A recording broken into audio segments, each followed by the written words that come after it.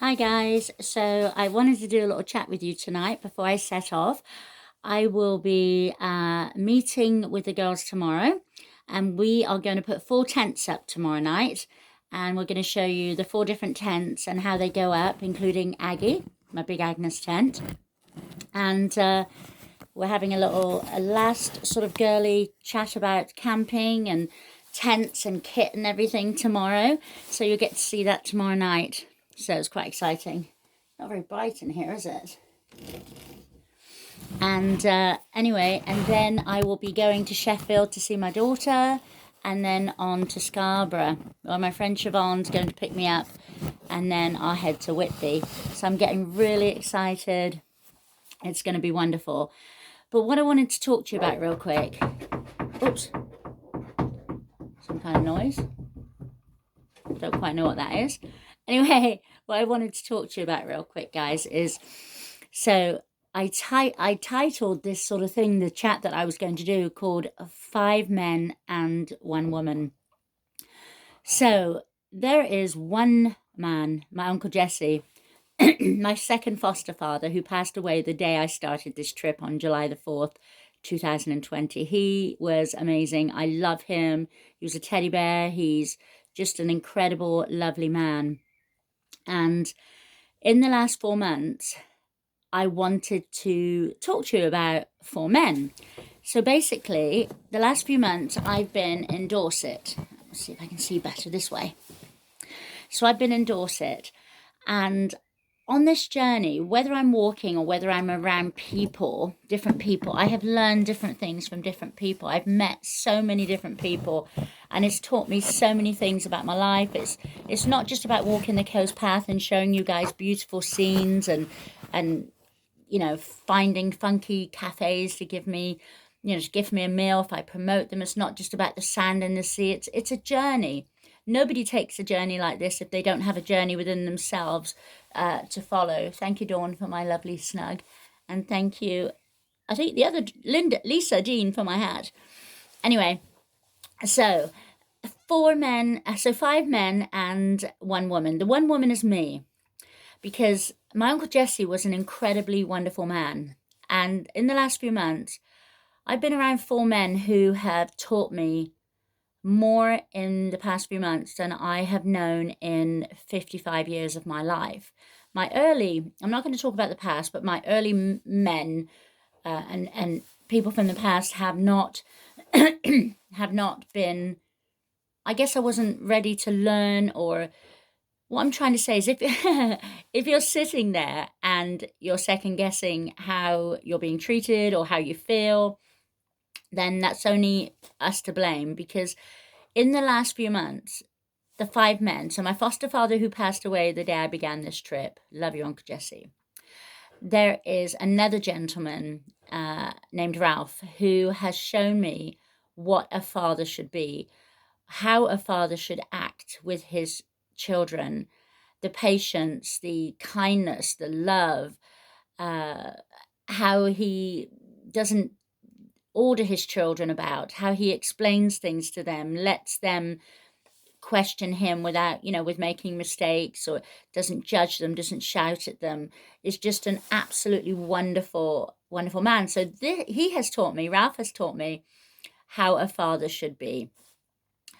Another gentleman, Martin, has been teaching me completely how a husband should be, how someone who loves you should be, because his wife has dementia, Alzheimer's, and the patience and the love and the care he has shown his wife in the time that I've known him is unbelievable. I cannot even begin to explain. And then my friend John. So my friend Anne has a husband called John. He's a Christian, and he is sincere, and he's gentle, and he's honest, and he holds women to a really high standard. He wouldn't swear at a woman. He would not deflate a woman's character, talk dirty about women. It wouldn't, any of those things. He is just an honorable man, and he's a man of God. He's a Christian. And then you've got my friend Chris, who walks the UK. He is a paratrooper who is walking the UK.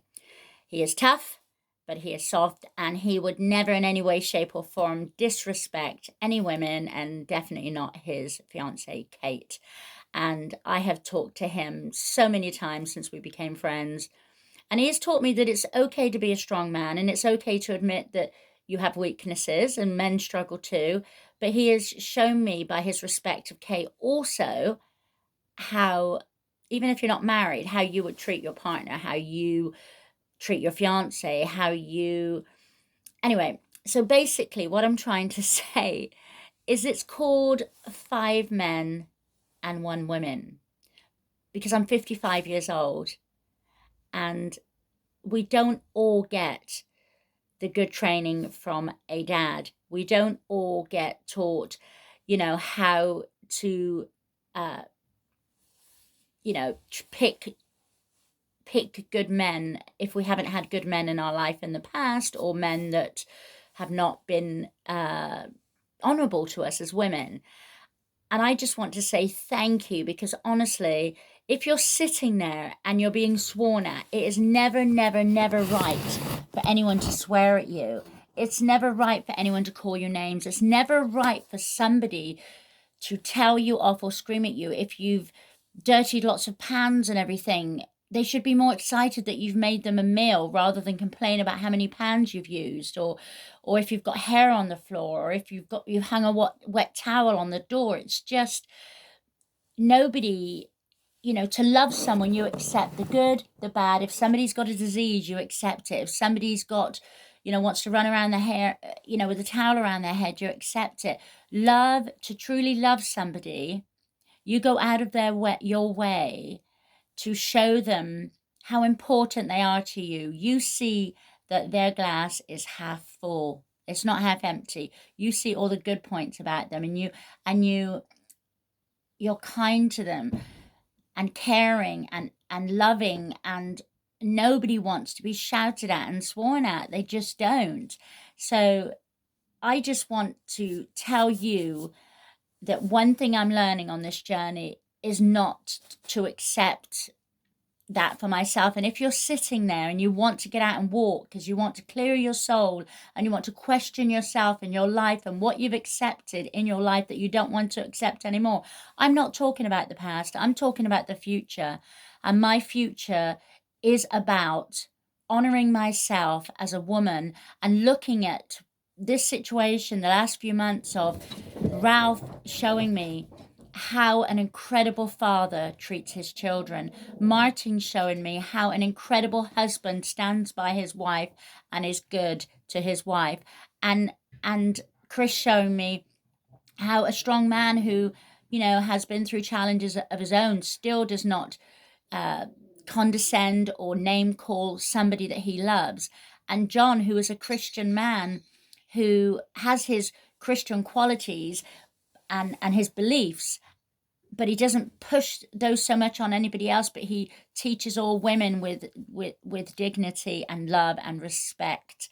So you don't have to be a Christian man to be a good man, or a paratrooper to be a good man, or a lord of the manor, or a professor, or whatever. We can all in our own way, no matter what. And it goes the same with women as well. It goes the same with women, that we all have to be kind to each other. But I want someone to say, wow, that's a fantastic meal you've cooked me. Not, how many pans did you use? What a mess. I want somebody to say, you know what, it's raining out there. Thank you so much for going to get me a kebab, and not, well, that's not the right one.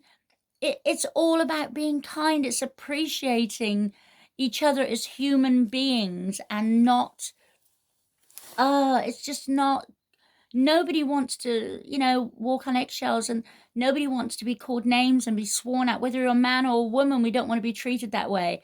So what I'm saying is, plodding on with this journey is going to my future. When I leave Whitby, I'm not looking behind me, I'm looking in front of me. Yes, things have happened to me in my life, and yes, my past and my childhood wasn't that good, but it's all about what it's going to be now.